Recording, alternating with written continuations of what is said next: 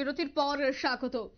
Jail পুলিশের নিয়োগের দাবিতে বহুদিন যাবৎ চাকরি প্রত্যাশীরা বিক্ষোভ করে আছে। আজ আবারও দেখা গেছে আগরতলা জেল অধিকর্তা অফিসের সামনে জেল পুলিশ নিয়োগের দাবিতে বিক্ষোভ কর্মসূচি।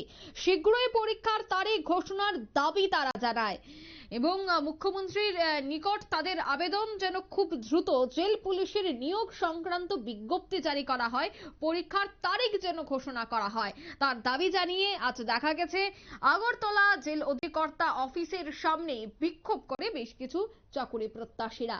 কি অভিযোগ তাদের, কি বক্তব্য তাদের, শোনাচ্ছি।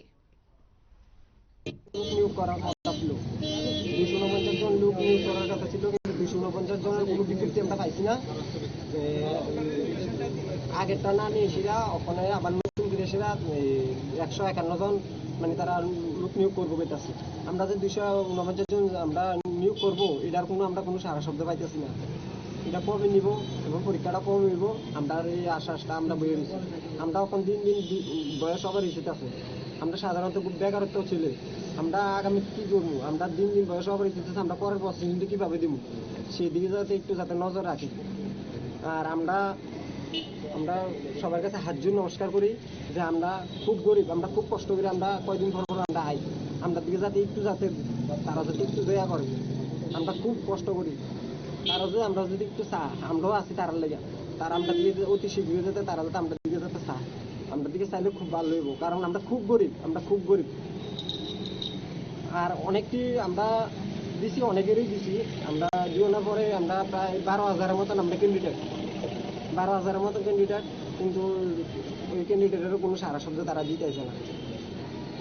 এটাই ডক্টর মানিক স্যারের কাছে আমরা এটা আবেদন থাকবো যাতে আমরা এটা যাতে অতি শীঘ্রই যাতে নেওয়া হয়। Thank you. আপনারা শুনলেন তাদের বক্তব্য। তারা আবারও একই দাবিতে অনড়। তাদের বক্তব্য হচ্ছে যে নতুন করে আবারও নোটিফিকেশন দেওয়া হয়েছে, আবারও বিজ্ঞপ্তি জারি করা হয়েছে যে নতুন করে জেল পুলিশ নেওয়া হবে। তবে আগের যে 249 জন জেল পুলিশের জন্য নিয়োগের কথা ছিল, সেই নিয়োগ সংক্রান্ত বিজ্ঞপ্তি কেন এখনো পর্যন্ত জারি করা হয়নি? তবে আগের 249 জন চাকরি প্রত্যাশীদের কি হবে, এই বিষয়গুলিকে কেন্দ্র করে কিন্তু আজ তারা এই বিক্ষোভ কর্মসূচিতে নামে। নিয়ে নিচ্ছে ছোট্ট একটি বিজ্ঞাপন বিরতি, সঙ্গে থাকুন।